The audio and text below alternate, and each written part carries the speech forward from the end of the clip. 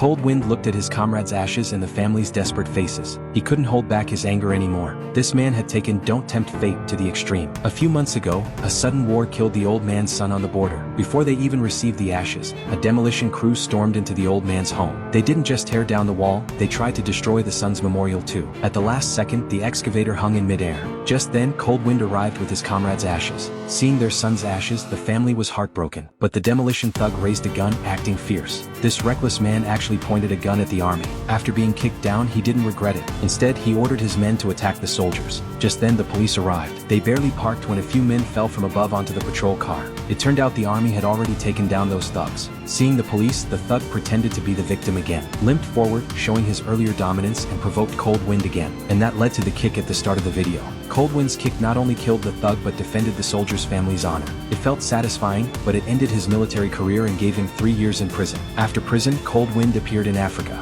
He traveled across the continent with just a patterned bullet. Every night, he stared at the bullet, lost in thought. During his sentence, his girlfriend Long Xiaoyun left a marriage request, then died in a border mission. All that was left was that patterned bullet. The captain told him, "Since you joined us, I asked most of the African chiefs. Nobody has seen a bullet like this." Cold Wind believed he would find her, even if he had to search all of Africa. Finally, in a chaotic small country, he met a Chinese shop owner. Things began to change. Suddenly, a rebel group called the Red Scarves stormed the shop. They wiped out all local police and killed anyone who resisted. The shop owner was in danger, so Cold Wind decided to act.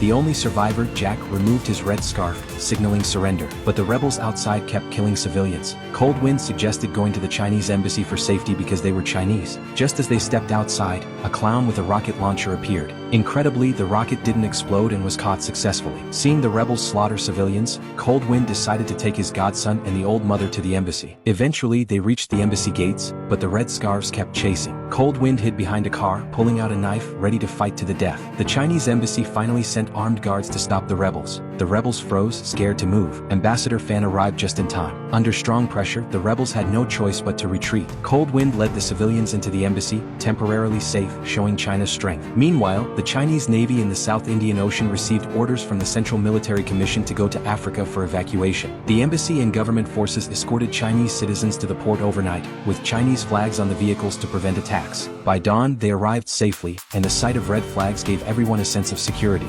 Ambassador Fan coordinated the evacuation. The country was in total chaos, and the lives and property of Chinese citizens were in danger. Could they send troops for protection? Without UN approval, our forces couldn't enter. Fan called the African Prime Minister, asking him to protect Dr. Chen. Dr. Chen was the core of the Chinese medical team in Africa. His research was the only hope against the epidemic and the top target of the Red Scarves. But the Prime Minister was controlled by the rebels. He was shot dead when he refused to reveal Dr. Chen's location. Cold Wind overheard Fan and the captain talking. Fan insisted on rescuing 47 Chinese factory workers, but the captain said without UN permission, no personnel could enter the combat zone. The evacuation had to be done by one person, and Cold Wind volunteered. When asked his identity, he said, former PLA Southeast Theater Special Ops, Wolf Squad, Cold Wind. Meanwhile, the mercenary leader learned Dr. Chen was at St. Fran Hospital. Cold Wind was in a foreign combat zone with no support or weapons. When he headed to St. Fran, mercenaries had already taken control but didn't know Dr. Chen's appearance. They threatened everyone, asking who Dr. Chen was. Dr. Rachel stepped up to protect civilians and claimed she was Dr. Chen. De Xiong shot her instantly just because someone said, she's a good doctor.